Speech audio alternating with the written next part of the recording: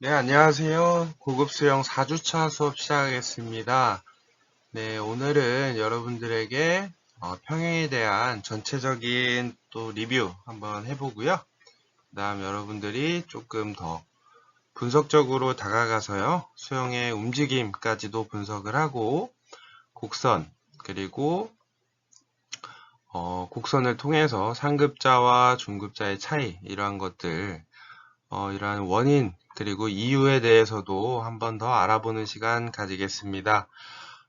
지금 이제 평형을 조금 반복을 하는 이유는 여러분들이 평형 영법만 아는 것이 아니라 평형에 관련된 다양한 원리와 과학적 이러한 증거 같은 것을 보면서 여러분들이 좀 더 생각하기 나름으로 더 많은 지식을 알고 있다면 여러분들이 시간이 지나서 그 지식이 여러분들 어, 기억 속에 조금 더 오래 남아 있을 수 있다고 생각이 됩니다. 그래서 평형 영법만 하는 게 아니라 부가적으로 다양한 데이터를 보면서 같이 학습하는 시간을 가져보겠습니다.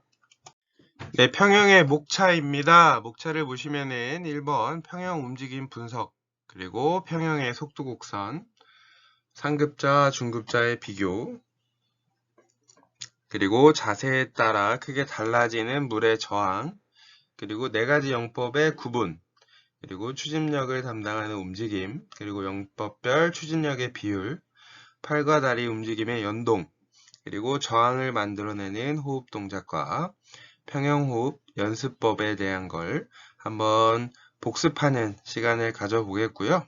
여러분들이 조금은 복습을 하면서 여러분들에게 이렇게 다양한 지식을 알려드리면 여러분들이 조금 더 생각의 넓이가 넓혀질 수 있다고 생각이 됩니다. 그래서 다양하게 한번 준비해 보았습니다. 그다음에 평형의 움직임 분석입니다. 네, 수영의 움직임을 한번 같이 분석해 볼까요? 네, 수영은 전진과 정체를 반복하면서 나아가는 전진의 스피드를 겨루는 스포츠입니다. 이때 전진은 가속, 정체는 감속이라고 바꿔 말할 수 있습니다. 최대한의 가속과 최소한의 감속을 목표로 수영을 하고요. 네, 지금 사진처럼 평형의 사진이고요.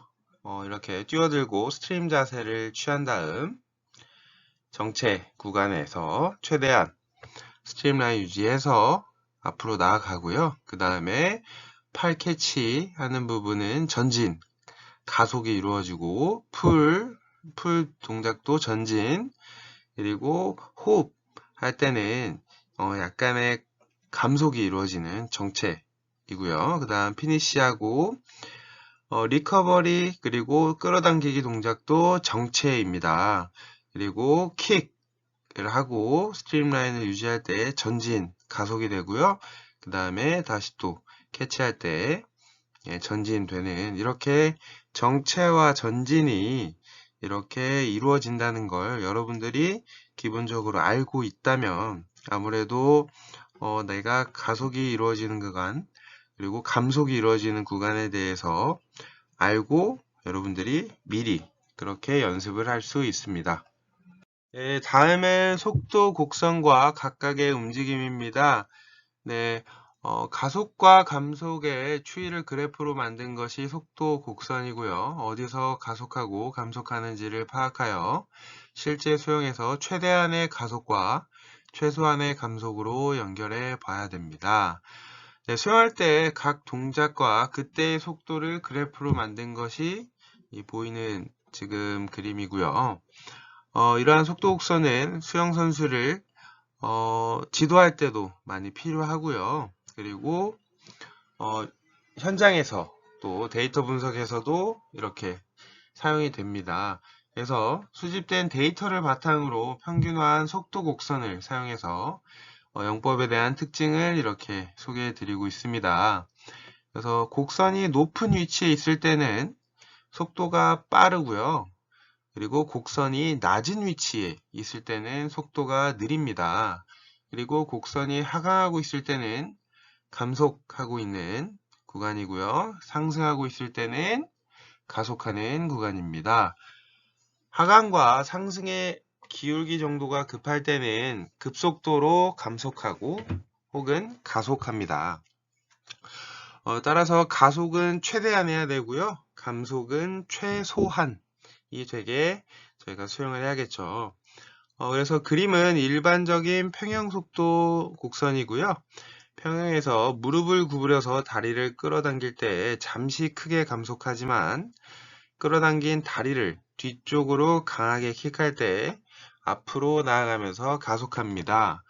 그 후 팔이나 다리를 곧게 펴는 스트림라인이 되면서 킥에 힘이 실려 앞으로 나아가고요. 이때 감속을 하기도 합니다. 저항이 적음으로 감속의 정도는 완만한 편이고요. 그리고 계속해서 손으로 물을 잡고 팔로 물을 뒤쪽으로 내보내는 스트로크를 통해 다시 앞으로 나아가다가 그리고 다리 끌어당기기 동작 때문에 다시 속도는 돌아오게 되고요. 가속할 때는 최대한으로 가속하려고 노력하고 이렇게 불가피하게 감속할 때는 최소한으로 해야 됩니다. 네, 이게 바로 수영을 빠르게 하기 위한 열쇠이고요. 이 영법의 모든 영법에 공통된 이러한 이론입니다.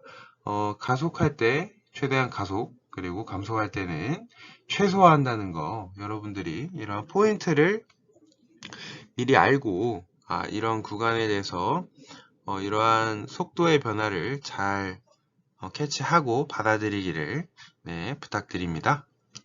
네, 다음은 이런 속도 곡선으로 보는 상급자와 중급자의 어떠한 차이가 있을까라는 그래프입니다. 평형 상급자와 중급자의 속도 곡선을 비교해 보면요. 곡선의 높낮이 그리고 하강선, 상승선의 기울기 상태를 비교하면 상급자와 중급자가 어떻게 차이가 나는지 이렇게 알 수 있습니다. 곡선이 높은 위치에 있으면 속도가 빠르다는 건 아까 설명해서 알고 있죠. 평형은 가속과 감속의 경사가 큰 영법입니다. 그리고 최대한으로 가속하고 감속을 최소한으로 할 수 있는 테크닉이 존재합니다. 그런 기술을 지니고 있는 상급자와 그렇지 않은 중급자 이렇게 비교를 한 그래프이고요. 다리를 끌어당기기 시작 단계에서는 상급자와 중급자의 속도의 차이가 거의 없습니다. 그런데 다리를 끌어당기는 기술의 차이로 상급자는 감속을 작게 할 수 있기 때문에 곡선의 하강이 완만해집니다. 반대로 킥을 해서 가속할 때는 상급자의 곡선이 급상승하는 데 비해 중급자의 곡선은 완만하죠. 다음 네 번째 4번 스트림라인. 스트림라인에서는 혹은 스트로크 5번을 할 때에도 상급자와 중급자의 경사도 차이가 나죠. 또한 상급자의 빨간 선은 중급자의 파란 선보다 전체적으로 높은 위치, 조금 빠르다에 가까운, 네, 그쵸? 왼쪽이 보시면은 Y축이고요. Y축의 위에 부분에 빠르다라고 적혀 있죠. 그래서 빠르다는 걸 의미하고요. 이런 차이가 축적되어서 상급자의 최종 기록이 중급자보다 빠른 것입니다. 즉 평행에서 감속의 요인이 되는 다리 끌어당기기와 스트림라인으로 감속을 막아야 되고요. 가속이 요인이 되는 킥과 스트로크 속도를 올리는 기술을 습득한다면 더욱 빠르게 수행할 수 있다는 걸 알 수 있습니다. 이것은 다른 영법에도 동일하게 적용이 되고요. 속도 곡선을 보고 어느 동작을 할 때 어떻게 가속하고 감속하는지를 이해한다면 여러분들이 영법을 연마하기에 조금 효율성이 있고요. 좀 이해도가 높아지기 때문에 여러분들이 이러한 티칭을 할 때도 여러분들이 이때는 가속 구간, 감속 구간을 미리 안다면 조금 더 몸의 이완과 이러한 경직 이런 것도 여러분들이 분배할 수 있고 효율적인 영법이 될 수 있다고 생각됩니다. 다음은 자세에 따라 크게 달라지는 물의 저항입니다. 네, 저항은 물속 특유의 특징이고요. 받는 면적이 작으면 작을수록 저항은 작아집니다. 얼마나 저항이 작은 자세를 만드는지가 스피드를 높이는 열쇠가 되고요. 네, 왼쪽 위의 사진과 밑에 사진을 보면은 면적이 다르겠죠. 물의 저항을 받는 건 진행 방향과 마주하는 면이고요. 저항을 받는 면적이 작으면 작을수록 저항도 작아지겠죠. 네, 이렇게 물속에서 저항을 작게 해서 감속을 막아야 되고요. 수영에서 저항이란 앞에서 이야기했던 진행 방향과 마주하는 면입니다. 거기 면에 작용하는 반작용, 힘이고요. 사진처럼 팔을 크게 벌리지 않고 얼굴을 옆으로 들어 호흡을 하는 자유형에 비해서는 팔을 벌리고 물을 들어서 정면에서 호흡하는 평형이 아무래도 면적이 많겠죠. 그래서 수영을 할 때는 물의 저항을 받을 수밖에 없습니다. 그래서 가능하면 저항 면적을 작게 만드는 것이 중요하고요. 그래서 감속과 저항의 관계 그래프입니다. 오른쪽 보시면은 평형의 속도 곡선을 살펴보면요. 다리 끌어당기기처럼 저항이 큰 움직임을 하면 감속의 정도가 커져서 속도 곡선의 기울기가 급격해집니다. 한편 저항이 작은 스트림라인 자세를 하고 있을 때는 직전의 킥에 의해 생긴 추진력이 완전히 사라지지 않아서 감속도 작아지고 속도 곡선의 기울기가 완만한 편이죠. 그래서 오른쪽 밑에 사진은 급격하게 감속하는 다리 끌어당기기 부분이고요. 그리고 스트림라인, 오른쪽 사진은 스트림라인 자세에서는 아무래도 자연스럽게 감속을 하지만 스트림라인, 제가 저번 초급 수영에서도 많이 강조했던 스트림라인을 하면 완만하게 감속을 할 수 있습니다. 이러한 저항과 추진력의 대립이 가속과 감속을 만들고요. 가속과 감속의 차이를 알기 쉬운 평형의 속도 곡선을 예로 들어서 지금 이렇게 살펴보았습니다. 이렇게 다리 끌어당기는 동작은 불가피하게 할 수밖에 없고요. 그래서 앞에서 제가 각도에 대해서 여러분들에게 많이 강조했었죠. 그래서 여러분들이 그냥 왜 강조하지? 라고 생각하는 것보다 이렇게 다양한 선수들의 데이터를 평균한 것을 여러분들이 이렇게 보면서 죄송합니다. 여러분들이 안다면 영법을 하는데 도움이 많이 될 것 같습니다. 따라서 이 그래프 여러분들이 미리 알고 미리 영법을 할 때 한번 체크해 주시길 부탁드립니다. 네, 다음은 4가지 영법의 구분입니다. 여러분들이 이제 자유형, 배형, 평형까지 배웠는데요. 이러한 영법을 배우면서 조금 공통점과 차이점이 있다는 것을 눈치채신 분도 있을 테고요. 혹은 무슨 차이지? 뭐지? 약간 이렇게 생각하실 수도 있는데요. 영법이 구분이 됩니다. 그래서 좌우 비대칭형과 좌우 대칭형으로 나누어지고요. 왼쪽 사진은 좌우 비대칭형입니다. 그래서 자유형과 배형의 영법이 좌우 비대칭형이고요. 특징은 팔과 다리를 좌우 번갈아 가며 움직이는 것입니다. 이 때문에 롤링이 생기고요. 커다란 추진력을 만들어내는 팔을 번갈아 움직임으로써 에너지가 절감되어 효율적으로 수영을 할 수 있습니다. 그래서 그림은 왼다리, 오른팔과 오른다리처럼 대각선에 있는 팔과 다리를 연동시킵니다. 한 번에 가속되는 정도는 작지만 감속도 작아서 일정하게 나아갈 수 있습니다. 좌우 번갈아 가면서 효율적으로 수영하기 때문에 팔이 추진력을 하는 게 비율이 높습니다.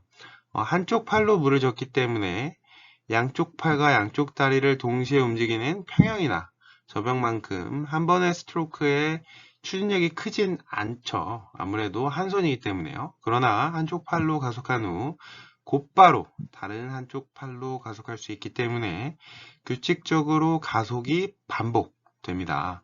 그뿐만 아니라 팔을 물 위에서 돌리는 동안에 다른 팔은 쉴 수 있겠죠. 그래서 에너지 소비를 막을 수 있으므로 조금 더 효율적으로 수행할 수 있습니다. 리커버리 동작이죠. 그래서 스트로크를 할 때 좌우 각각 움직이기 때문에 몸이 회전을 하지만 킥을 함으로써 과도한 롤링을 상쇄한다고 우리가 초급 수영에서 배웠었죠. 좌우 비대칭형의 공통점은 오른쪽 그림처럼 좌우 번갈아 팔과 다리를 움직이는 공통점이 있었고요. 다음 두 번째, 팔로 커다란 추진력을 만들어내고 있어요. 그 다음 세 번째, 롤링 하기 때문에 이러한 공통점이 있고요. 그 다음 가속과 감속의 경사가 작죠. 아무래도 한쪽 팔로 하고 그 다음 바로 또 다음 팔로 하기 때문에 높지 않지만 경사가 완만한 편이다. 약간 이렇게 생각할 수 있습니다. 네, 앞에서 비대칭형을 배웠으니 지금은 대칭형에 대해서 알아보겠습니다. 평형과 저병의 특징은 양쪽 팔과 양쪽 다리를 동시에 움직이는 것이 특징입니다. 따라서 크게 가속할 수 있지만 몸이 위아래로 움직이게 됩니다. 수면에 얼굴을 내미는 호흡 동작도 감속의 요인 중 하나입니다. 평형 동작을 위에서 보면은 양쪽 팔과 양쪽 다리가 좌우 대칭이죠. 똑같이 움직이고요. 몸이 위아래로 움직이기 때문에 물의 저항을 크게 받는다는 이러한 특징이 있습니다. 추진력이 크지만 저항을 받는 움직임도 굉장히 많겠죠. 좌우 대칭형은 양쪽 팔과 양쪽 다리를 동시에 똑같이 움직이는 것으로 한쪽 팔과 한쪽 다리를 번갈아 움직이는 자유형과 배형에 비해서 큰 가속을 할 수 있는 게 특징이기도 합니다. 하지만 물 위로 드는 호흡 동작에 있어서 위아래로 움직이는 큰 동작이 있기 때문에 낙차가 있겠죠. 저항을 받기 쉽고 그럴 때마다 크게 속도가 줄어듭니다. 따라서 가속과 감속의 경사가 심해지겠죠. 다리로 킥을 해서 뒤쪽으로 물을 보내므로 추진력을 크게 만들어내는 것도 좌우 대칭형의 특징 중 하나고요. 저병에서 팔이 추진력을 만들어내는 비율도 비교적 높습니다. 네, 오른쪽 좌우 대칭형의 공통점으로 첫 번째, 팔과 양쪽 다리를 좌우 대칭으로 움직인다. 두 번째, 다리로 커다란 추진력을 만들어낸다 라고 표현했죠. 평형은 약 80%라고도 하고요. 팔과 다리는 3대 7 정도까지 하여튼 이렇게 평형의 비율이 크고요. 그 다음 3번, 몸이 위아래로 움직인다는 호흡 때문에 위아래로 움직인다는 공통점이 있고요. 그 다음 네 번째, 가속과 감속의 경사가 크죠. 가속과 감속의 경사가 크죠. 양손으로 하고 양발로 하고 해서 빠르게 가속되지만 그만큼 빠르게 감속도 됩니다. 그래서 경사가 크다라고 표현을 하고 있습니다. 다음에 추진력을 담당하는 움직임입니다. 수영에서는 팔이나 다리로 물을 뒤쪽으로 보내면서 앞으로 나아가는 힘을 만들어 가속합니다. 속도 곡선을 보면 좌우 비의 대칭형과 좌우 대칭형의 특징을 확인하여 볼 수 있습니다. 추진력을 만들어내는 움직임에서 좌우 비대칭형인 경우에는 팔로, 그리고 좌우 대칭형인 경우에는 다리로 큰 추진력을 만들어냅니다. 예를 들어서 좌우 비대칭형인 경우 자유형은 뒤쪽으로 물을 보내면서 그런 반작용력으로 앞으로 나아가는 추진력을 얻고요. 좌우 대칭형 평형사진 같은 경우는 발로 뒤로 물을 차고 그 다음 반작용으로 앞으로 나아가는 추진력을 만들어내는 사진입니다. 이렇게 물을 뒤쪽으로 보내서 추진력을 만들어내고요. 수영을 할 때 팔이나 다리로 물을 진행 방향과 정반대 방향으로 밀어냈을 때 생기는 반작용력이 추진력이 되어 앞으로 나아갑니다. 좌우 비대칭형에서 팔이 담당했지만 평형 저병은 다리가 비교적 높습니다. 비율에 대한 이런 차이가 있고요. 그 다음 속도 곡선 그래프를 한번 같이 볼까요? 자유형에서 팔과 다리를 둘 다 움직이는 경우와 팔만 움직이는 경우 어떻게 될지 궁금하지 않으세요?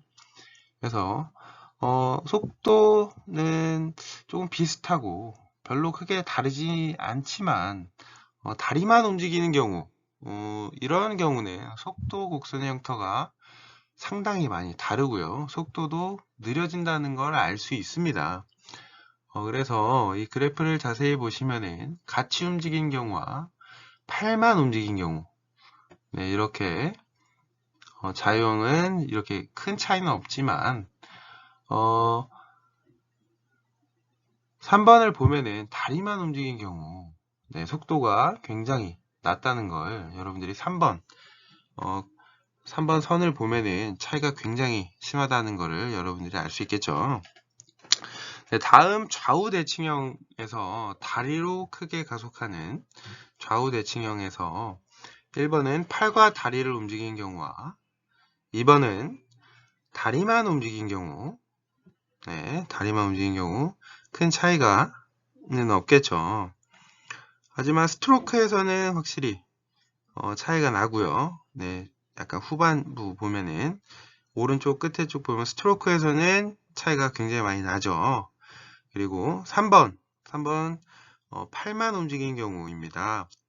왜냐면은 평형은 아무래도 다리의 비중이 높기 때문에 팔로만 연습을 하기도 하는데요. 팔만 움직이는 경우에는 최대 가속을 만들어내는 킥을 하지 않기 때문에 전체적으로 속도가 나지 않아서 상당히 저조한 곡선을 그립니다. 이렇게 여러분들이 팔과 다리를 동시에 할 때, 그리고 뭐 팔만 할 때, 다리만 할 때, 이렇게 여러분들이 속도 곡선 그래프를 검증된 속도 곡선 데이터를 통해서 여러분들이 영법의 비율과 비중에 대해서 한번 알아보는 시간을 가졌고요.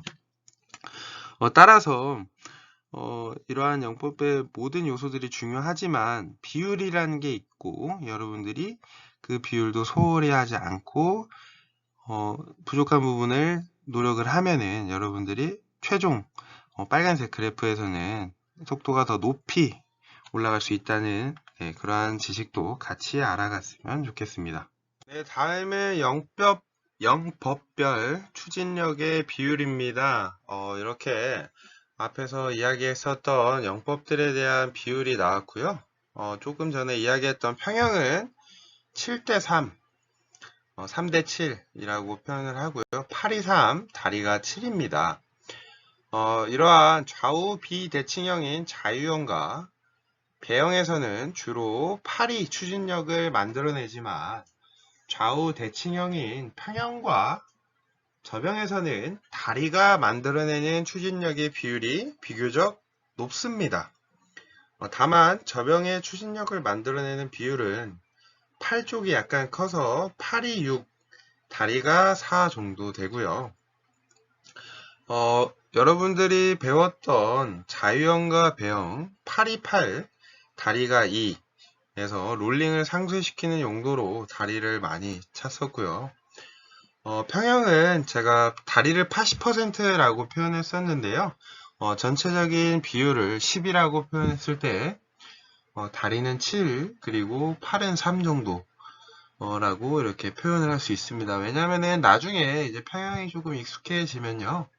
여러분들이 평형 발차기를 하고 호흡 후 물에 들어갈 때 약간 가슴을 쭉 뻗어주는 기분과 같이 조금 더 상급자로 가면 갈수록 다리의 의존도가 조금은 줄어들고 그 다음 상체 그리고 콤비네이션 동작을 통해서 전체적인 비율을 나누었을 때 3대7이라고 표현을 합니다. 그리고 저병은 우리가 이제 추후에 배우게 될 영법이고요. 저병은 6대4 라고 이렇게 여러분들이 기억한다면 여러분들이 영법을 배울 때 이 영법은 조금 비율이 이쪽이 높구나 라는 걸 사전에 여러분들이 알고 있다면 영법을 배울 때 다른 사람들보다 조금 더 의식을 하게 되기도 하겠고요. 이러한 지식을 다른 사람들이 모르는 지식을 여러분들이 알 수도 있습니다. 네, 팔과 다리 움직임의 연동입니다. 그래서 각 영법에서 팔과 다리가 조화롭게 움직이면 스트로크와 킥의 역할이 최대한으로 발휘되어 효과적으로 속도를 높일 수 있습니다. 좌우 비대칭형의 영법은 지금 그림은 자유형이 나왔고요. 대각선상에 있는 팔과 다리를 연동시키는 게 포인트이고요. 한쪽 팔이 입수할 때 대각선상에 있는 다리로 다운킥을 해서 이 타이밍이 잘 맞으면 가장 효과적으로 물을 캐치할 수 있어서 큰 가속으로 이루어집니다. 이러한 좌우 비대칭형은 배형도 마찬가지고요. 두 가지 공통점 여러분들이 리뷰할 수도 있고요. 혹은 초급 수영을 못 들었던 분들은 이러한 포인트를 알 수 있는 시간이 되었습니다. 팔과 다리가 제대로 연동되지 않으면 추진력으로 이어지지 않습니다. 수영은 타이밍이 속도에 큰 영향을 주는 스포츠이기도 하기 때문에 팔과 다리의 올바른 타이밍으로 연동시키며 스트로크와 킥의 역할을 최대한으로 끌어낼 수 있습니다. 좌우 비대칭형인 경우 왼팔을 입수한 타이밍에 대각선 오른다리 그렇겠죠. 이렇게 한 스트로크에 힘이 들어가서 아마 이 영법을 하게 되면은 이때 쭉 당기거나 이때 힘을 딱 주면은 앞으로 쭉쭉 나아가는 기분이 나중에 여러분들도 들 겁니다. 네, 그래서 반대로 좌우 대칭형인 평행에서는 팔 접기로 가속하는 동안 다리를 끌어당겨 저항을 되도록 적게 만드는 게 포인트고요. 저병에서는 각각 다른 역할을 담당하는 두 번의 킥을 팔 움직임과 연동해서 실행합니다. 여러분들이 좌우 대칭형 영법에 대해서 한 번 더 오른쪽에서 설명해 드리면요. 추진력을 만들어내는 킥을 하기 직전에 다리를 끌어당기기 때문에 물의 저항 많이 받는 거 많이 강조해서 이제 알겠죠. 이 동작을 스트로크로 가속하고 있는 동안 실행하는 것이 포인트입니다. 다시 한번 말씀드리면 다리를 끌어당기는 동작은 저항이 크기 때문에 팔의 스트로크로 가속하고 있는 동안에 실행하는 것이 포인트입니다. 저병에서는 두 번의 킥, 첫 번째 킥과 두 번째 킥에서 일단 물 위에 나와 있는 팔을 물속으로 되돌리는 리커버리 때 감속이 이루어집니다.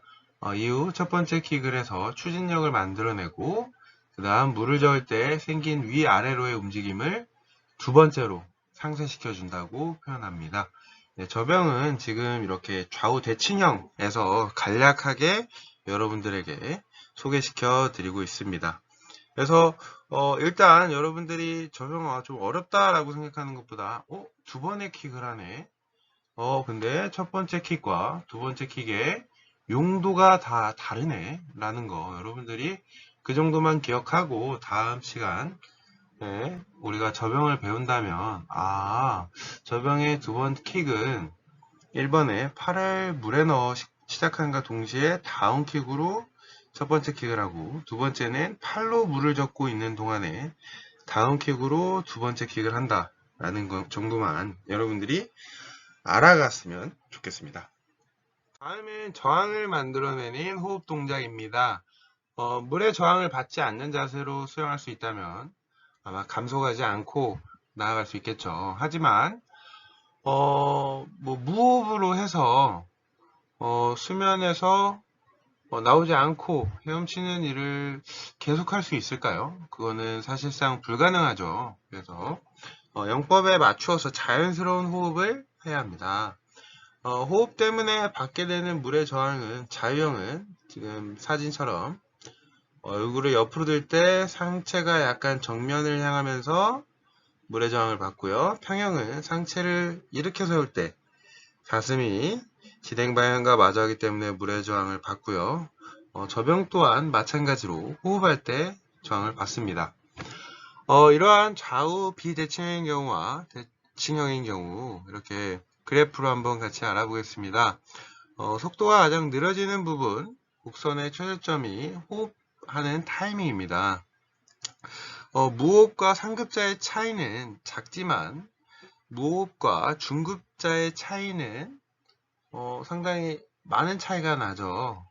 그래서 호흡 중급자와 그리고 무호흡자의 이러한 감속의 차이가 상당히 크다는 거.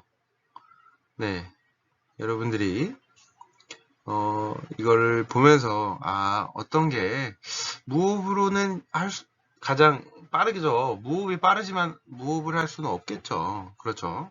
그래서 호흡 상급자와 중급자를 보면은 호흡 상급자가 감속이 조금 덜 되는 걸 여러분들이 알고 가셨으면 좋겠습니다. 다음 대칭형의 경우 스트로크 이후에 최고점에서 급강하는 부분이 호흡하는 타이밍이겠죠. 그 다음 무호흡과 상급자의 차이는 작지만 무호흡과 중급자의 차이는 상당히 조금 크게 벌어져 있는 게 보이죠. 호흡 중급자와 무호흡의 차이가 벌어지고 상급자와 무호흡 차이는 또 차이가 작다고 표현을 하죠. 그래서 무호흡은 하나의 그냥 참고사항으로 여러분들이 진짜 시합을 하거나 친구들이랑 내기를 할 때 무호흡을 하는 경우가 간혹 있습니다. 저도 수영장에서 많이 해봤던 기억이 있고요.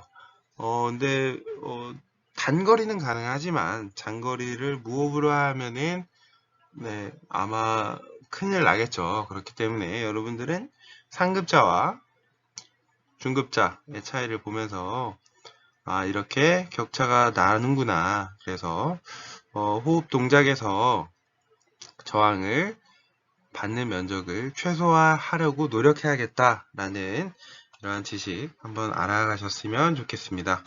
네, 다음에 평형 호흡 동작 여러분들에게 앞에서 그래프를 보면서 지금 호흡 다시 한번 복습하는 시간 갖겠습니다. 얼굴을 많이 드는 경우 아까 그래프에서 봤듯이 어떠한 경우라고 생각되세요? 네, 중급자라고 혹은 초급자라고 표현을 하고요. 위에는 초급자, 많이 들지 않는 건 상급자라고 이렇게 비교를 해보실 수도 있습니다.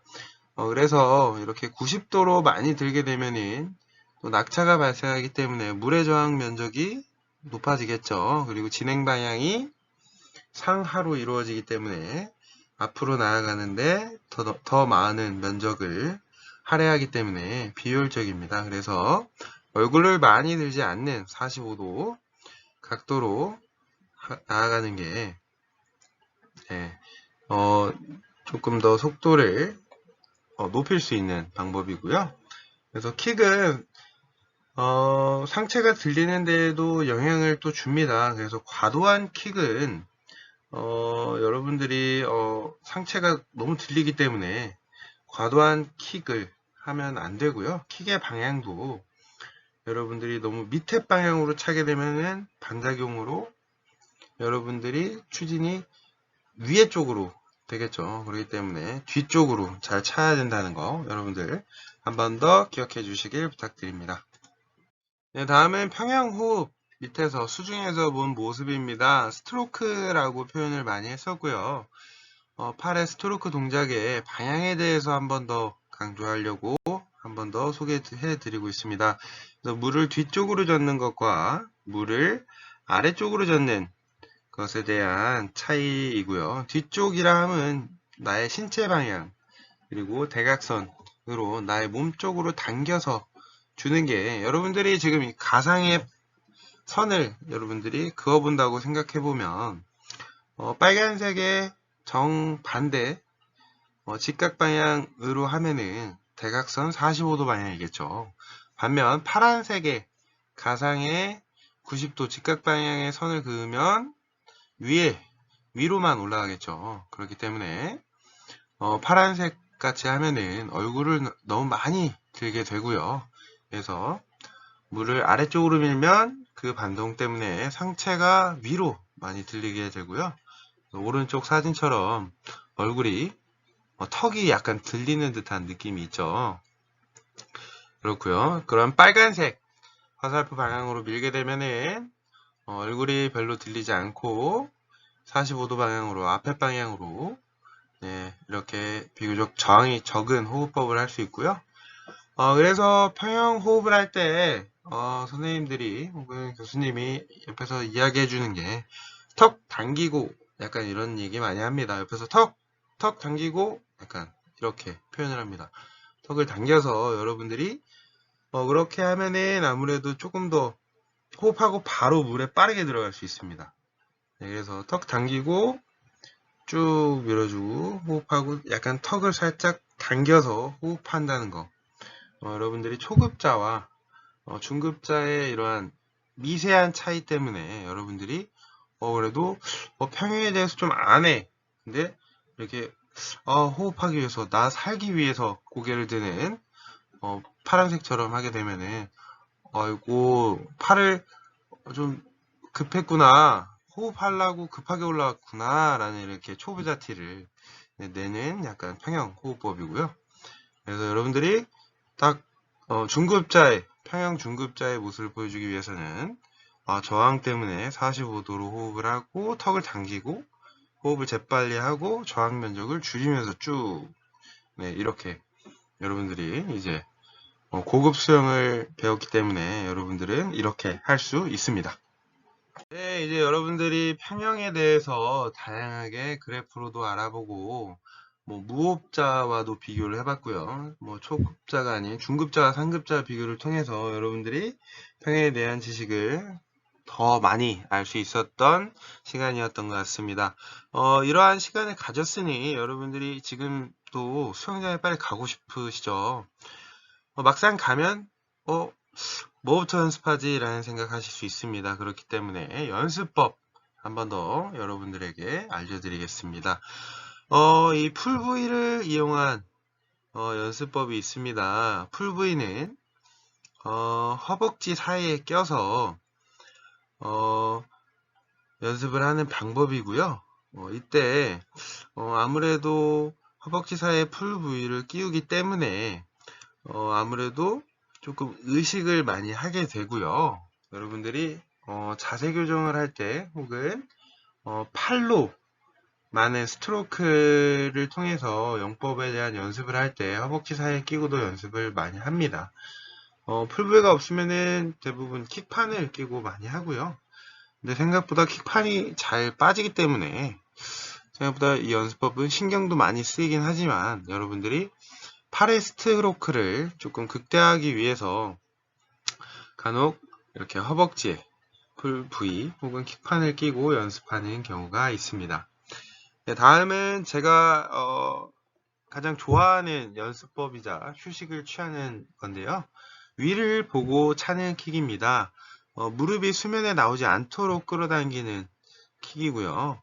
발 뒤꿈치가 양손에 닿을 정도로 양발을 끌어당기는 스스로 자기 피드백 이렇게 스스로 판단이 되기 때문에 혼자 호흡법이 조금 조절이 되고 뒤로 누워서 호흡 조절을 해서 이렇게 편하게 떠 있을 수 있는 사람에게 이러한 연습법을 한 번씩 해보면 아무래도 약간 침대에 누운 듯한 편안함과 그리고 발차기 연습도 같이 이렇게 하게 됩니다. 제가 앞에서 이야기했던 개인적으로 이런 연습을 되게 좋아합니다. 왜냐면 되게 편하고요. 뭔가 진짜 연습이 아니라 물에서 즐기는 듯한 이러한 느낌이 듭니다. 그래서 저는 수영을 하다가 이렇게 뒤로도 많이 쉬고요. 이렇게 쉬면서 뭐 25m, 50m, 100m도 저는 이렇게 뒤로 위를 보고 바다에서도 이렇게 저는 떠서 휴식을 취하고요.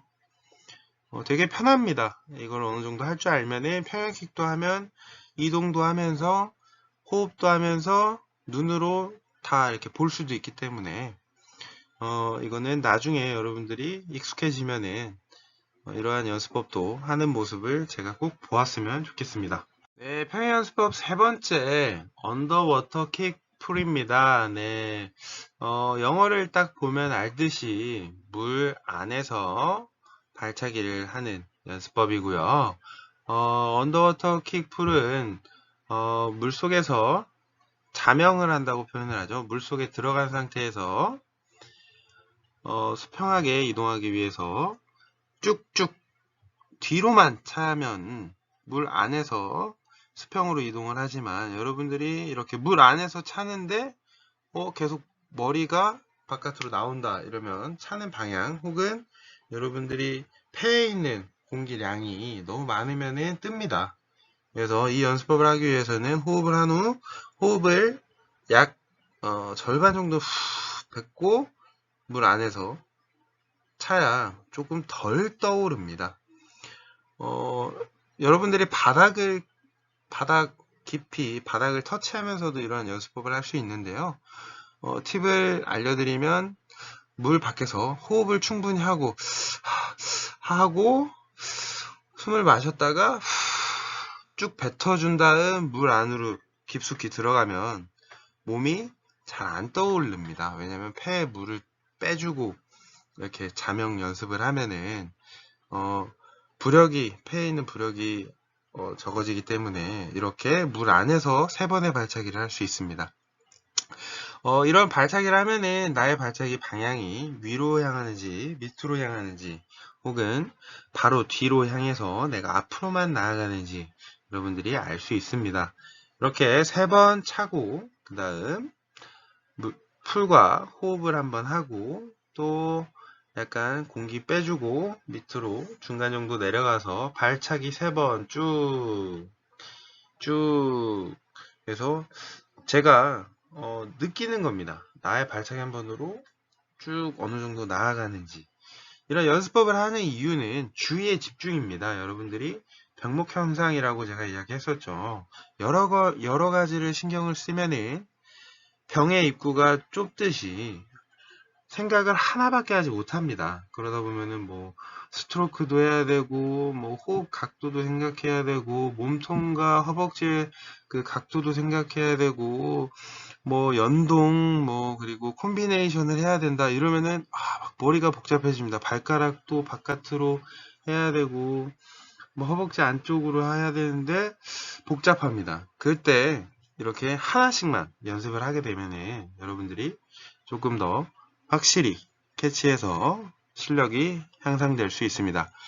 네 번째는 어시스트 스윙입니다. 초급 수영에서 많이 이야기했었죠. 물 밖에서 이렇게 당겨주면서 아무래도 당겨줌으로써 조금 더 내가 수영 실력이 증가된 것 같은 느낌 그리고 좀 더 빠른 느낌을 몸소 체험하면서 누군가 당겨주기 때문에 뭔가 얼굴이나 가슴으로 부딪히는 물의 저항도 커집니다.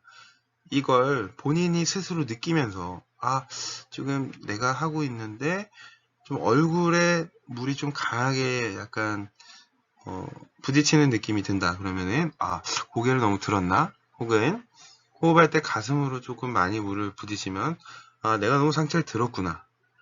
그러면서 점점 효율적인 연습을 할 수 있게 됩니다. 네, 마지막 연습법으로 레지스트 스윙입니다. 레지스트는 영어로 저항하다.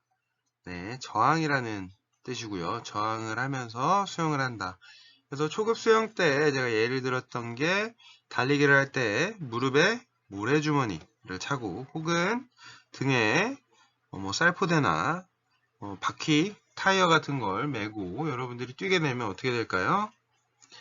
네, 아무래도 중력의 힘이 더 많이 받겠죠. 무게가 증가하기 때문에 여러분들은 더 많은 근력, 그리고 이러한 과부하를 통해서 근력 트레이닝 또 근력의 증가 또한 여러분들이 할 수 있습니다.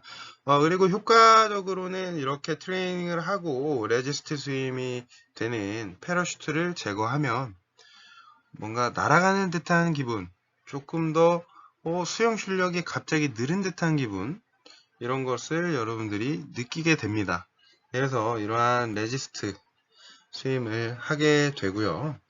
이러한 연습을 하게 되면 똑바로 할 때 내가 사용되는 근육이 아무래도 무리가 가게 됩니다. 앞으로 나아가려는데 뒤에서 당기기 때문에, 그러면서 근력이 또 증가되고요.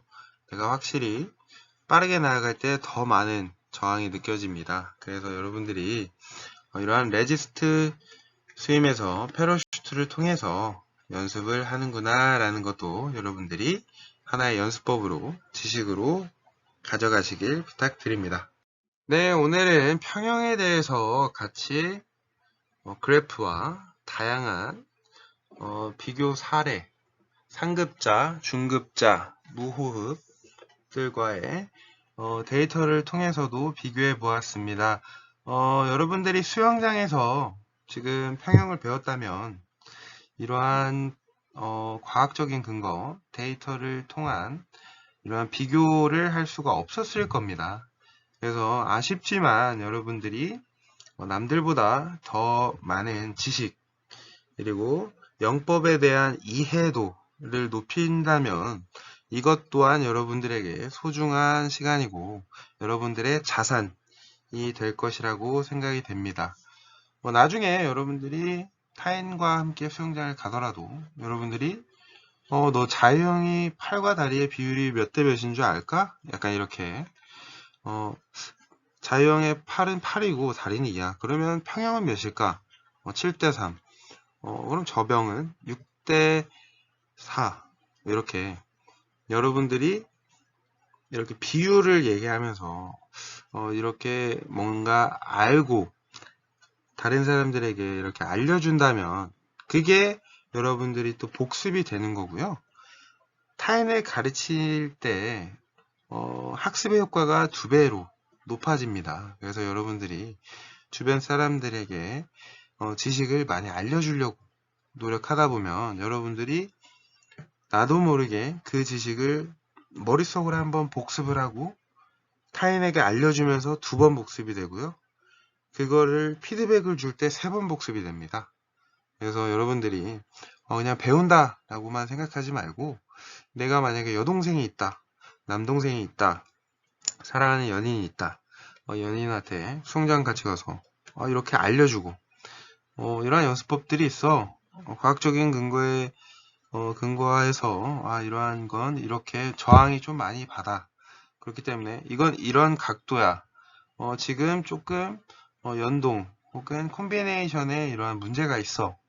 약간 이렇게 티칭을 할 수 있는 여러분들이 전문적인 지식을 얻을 수 있었던 시간이라고 생각됩니다. 네, 오늘 수업 여기서 마치겠고요. 네, 지금까지 시청해 주셔서 감사합니다.